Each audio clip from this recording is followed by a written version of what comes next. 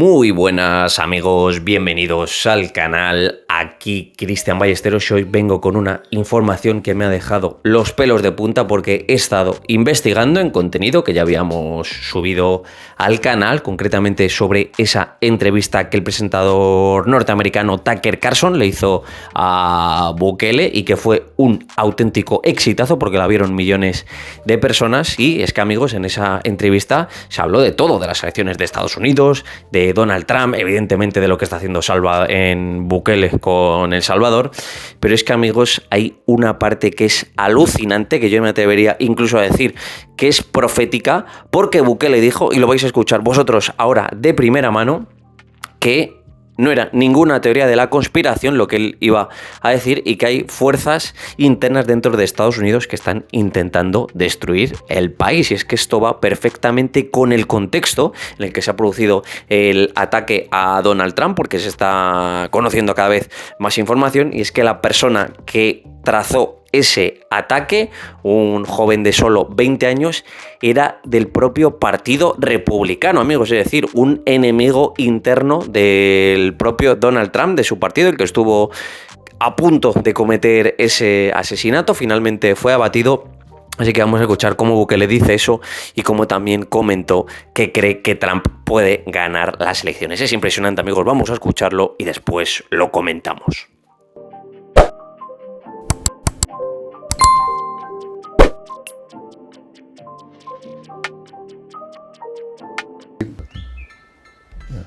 Pues ahí está, amigos, pone los pelos de punta. Recalco que Bukele dice que no se trata de una teoría de la conspiración, que hay fuerzas que están intentando destruir Estados Unidos, y es que precisamente se ha calcado con lo que ha pasado en ese intento de atentado. Bueno, intento no, porque el atentado se ha producido, lo que ha sido un intento ha sido de asesinato, pero evidentemente el atentado se ha llevado a cabo. Así que amigos, Bukele, para que veáis lo bien informado que está, la sabiduría que tiene, que de alguna manera venía avisando de esto que iba a suceder en Estados Unidos, y como él comenta, cree que Donald Trump puede ganar las elecciones. Ahora evidentemente yo creo que lo tiene todo mucho más de cara con este atentado, porque esto al final crea muchas simpatías, porque te han atacado, han estado a punto de acabar con tu vida. Esto evidentemente le va a suponer muchos votos a Donald Trump, y más viendo el estado en el que se encuentra su rival Joe Biden, que cada vez está perdiendo más apoyos incluso dentro de su propio partido y en los votantes. Es decir, o cambian, y me atrevo a decirlo así porque es la realidad, o se atreven a cambiar en el Partido Demócrata de candidato, Biden da un paso atrás o tiene absolutamente perdidas las próximas elecciones. Pero amigos, ponedme vosotros en los comentarios qué os ha parecido esta especie de profecía autocumplida de Nayib Bukele. Y ahora también os vengo con una información muy curiosa, porque uno de los periódicos más importantes de México, El Sol de México, ha lanzado un extenso podcast en el que analizan las medidas que está llevando a cabo Bukele en El Salvador. Sobre todo han hecho especial énfasis en esa petición que le han hecho a los empresarios para que los intermediarios no se queden con el dinero, no suban tanto los precios y esa inflación afecta a los consumidores, para que se moderen los precios de los mercados y luego la ciudadanía pueda comprar a valores justos, y también en el tema del Bitcoin. Y aquí lo importante es, amigos, ver que ya sabéis que en este canal siempre me gusta traer la misión de ver qué se habla fuera del país sobre El Salvador, en este caso en México. Así que vamos a escucharlo porque es interesante, y se llegan a referir a Bukele en un momento dado como el emperador del país. Vamos a verlo.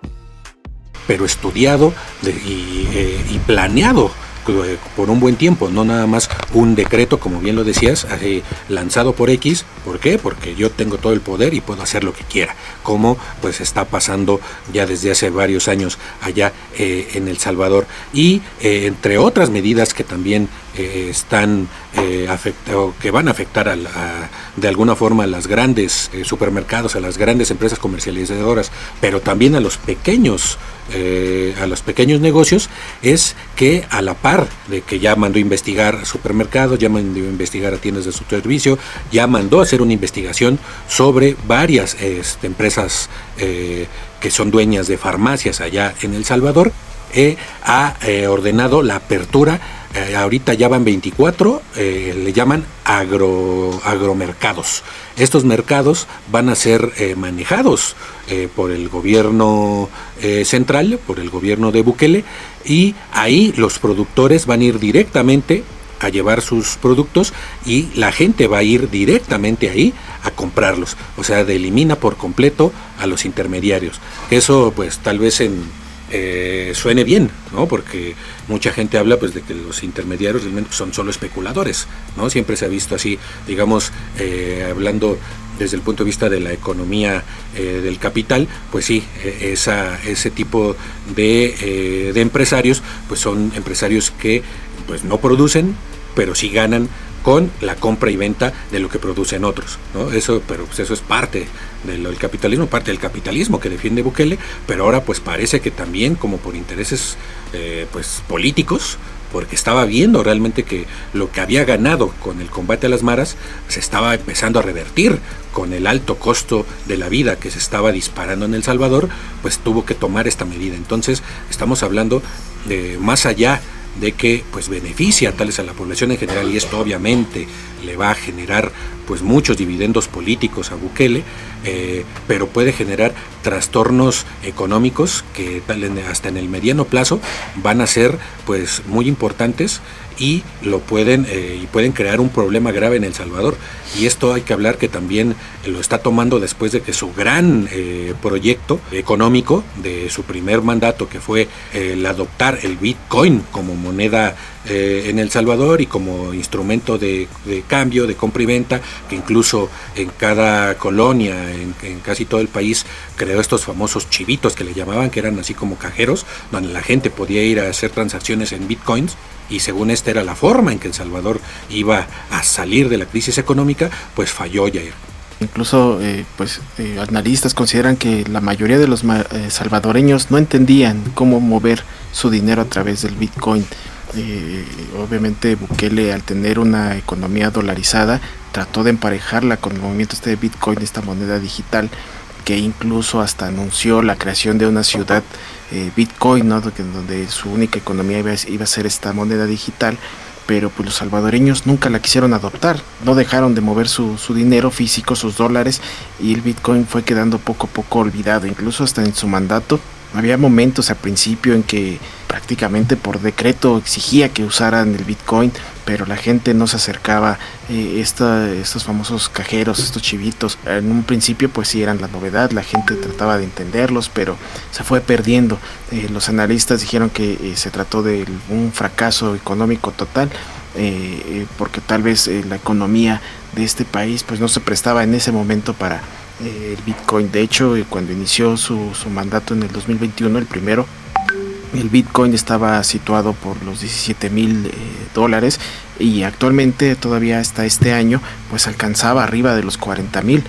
Entonces en alguna manera pudo haber funcionado que la gente tuviera una mayor educación sobre cómo utilizar esta moneda digital. Sin embargo, al parecer no fue suficiente los decretazos de Bukele de imponerlo a la fuerza, y tal vez no hubo campañas que hicieran que la población entendiera el manejo de esta moneda, que obviamente es demasiado especulativa. Si tú no tienes un dinero tangible, pues obviamente sabes que pues, se puede perder ese dinero, no sabes cómo va a estar fluctuando esta moneda, y así la gente pues se apartó. Y ya en este segundo mandato pues obviamente ha quedado desplazado el tema.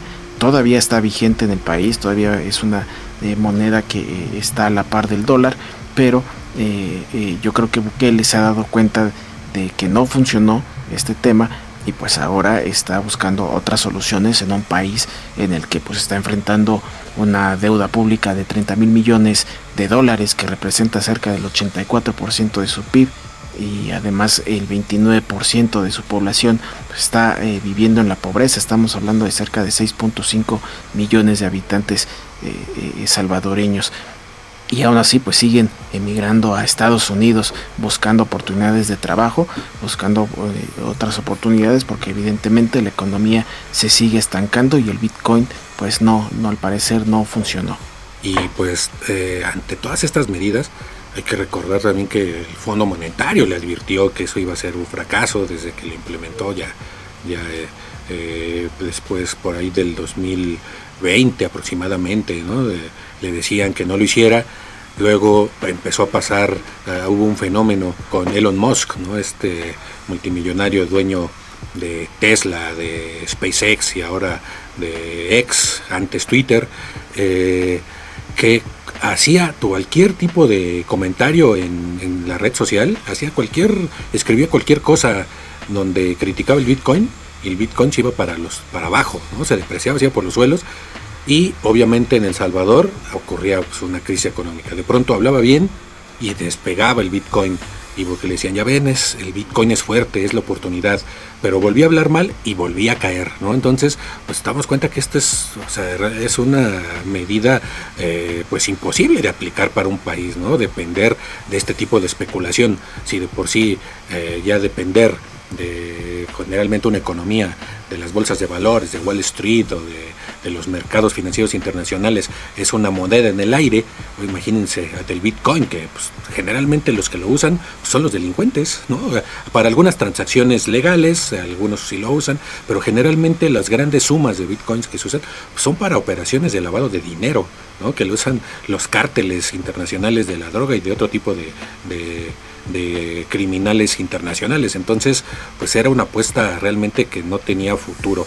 Entonces ante esto pues la pregunta que se hace todo el mundo de que obviamente esta medida, ¿no? Esta nueva guerra, pero ahora contra lo que él llama los cárteles empresariales por los aumentos de precios, es una medida que le va a traer mucha popularidad, porque es evidente que va a disminuir los precios, aunque sea de una forma pues obligada, o digamos que no tiene que ver con el mercado que tanto defienden los liberales o hasta los misma derecha y hasta la ultraderecha, ¿no? El mercado como tipo Milei, como la única fuente de riqueza y deplorar la mano del Estado. Sí, ahora pues que Bukele está implementando estos controles, ¿no? De precios por parte del Estado contra natura al libre mercado, que muchos que los liberales, incluso la derecha y la ultraderecha lo defienden como la única forma donde puede haber prosperidad para el hombre, y deplorar la intervención del Estado, pues ahora con Bukele tomando estas medidas pues desde su inmenso y absoluto poder presidencial para pues manipular los precios y manipular el mercado. Obviamente esto le va a traer muchos beneficios en popularidad, va a ser benéfico para la población que va a comprar las cosas más baratas, pero lo que se pregunta, ¿cuánto puede durar estas medidas sin que empiece a haber problemas ahí macroeconómicos o de empezar a pérdidas a las grandes empresas? Entonces, ante esto nos preguntamos, pues, ¿qué es Bukele? ¿No? ¿Es de izquierda? ¿Es de derecha? Ya es algo que no se sabe realmente, que nadie se atreve como a decir. Sin embargo, un medio de comunicación, un muy famoso en El Salvador, muy prestigioso, se llama El Faro, en un artículo de opinión a manera editorial que se llama La ideología de Bukele es el oportunismo, precisamente habla de que Bukele nunca ha sido un hombre de derecha, nunca ha sido un hombre de izquierda. Dice, es un político sin ideología, con una brújula que mueven los vaivenes de los vientos, es lo que dice él. Antes de 2019, antes de que la presidencia desatara su megalomanía, dice este artículo de opinión, Bukele se labró cuidadosamente la imagen de progresista, demócrata y moderno. Aseguraba ser un hombre de izquierda. Era militante del Frente Farabundo Martí de Liberación Nacional, que es pues uno de los partidos históricos salvadoreños de izquierda que se formaron después de el Frente Farabundo Martí de Liberación Nacional, la guerrilla que pues, por tantos años tuvo confrontación al Estado con las fuerzas populares. Bukele era parte de este partido que se formó después de la guerrilla, pero como no lo aceptaron como candidato presidencial, pues de pronto cambia de partido y cambia de ideología política, así como cualquier cosa. Eso creo que es muy común, por lo menos aquí en México. Aquí los políticos chapulines son algo de todos los días, y es algo que a nadie le extraña, de que de ser de un partido de derecha como es el PAN, de pronto terminan siendo de Morena, que se supone que es de izquierda, y de ida y vuelta, ¿no? Así se formó Bukele. Eso estamos hablando antes de 2019, ya cuando llega a la presidencia y se pelea con este partido, pues se une a los más rancios políticos que tanto de ese partido como del partido Arena, que es otro de los partidos tradicionales salvadoreños de derecha, y pues así empieza a formar pues lo que hoy, el aparato político que hoy lo tiene pues como prácticamente un emperador en El Salvador. Y pues lo que dice este artículo finaliza diciendo que se convirtió incluso en religioso y se autodefinió como un instrumento de Dios. Invita incluso a televangelistas a la casa presidencial y comienza a viajar en jets privados cuya propiedad y costos nunca reveló. Ahora es un presidente de facto que ya olvidó los principios que antes profesaba, con un discurso represivo y conservador que lo ha convertido en el referente de la más decrépita derecha latinoamericana, que son pues los que pugnan